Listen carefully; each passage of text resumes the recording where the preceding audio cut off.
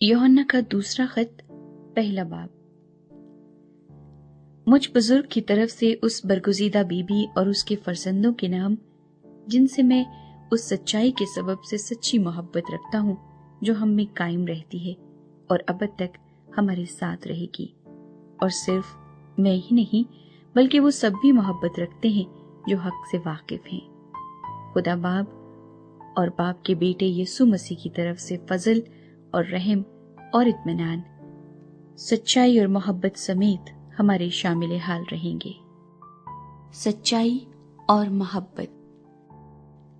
मैं बहुत खुश हुआ कि मैंने तेरे बाज लड़कों को उस हुक्म के मुताबिक जो हमें बाप की तरफ से मिला था हकीकत में चलते हुए पाया।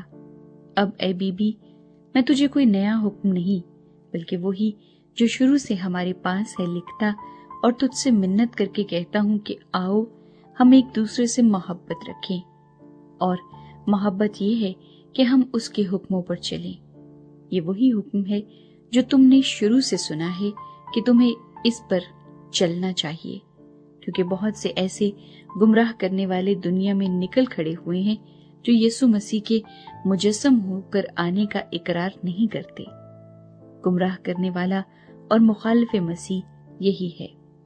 अपनी बाबत खबरदार रहो, ताकि जो मेहनत हमने की है वो तुम्हारे सबब से जाया न हो जाए, बल्कि तुमको पूरा अजर मिले।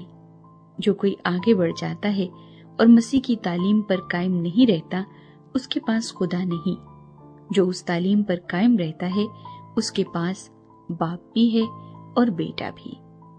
अगर कोई तुम्हारे पास आए और ये तालीम ना दे तो ना उसे घर में आने दो और ना सलाम करो, क्योंकि जो कोई ऐसे शख्स को सलाम करता है वो उसके बुरे कामों में शरीक होता है।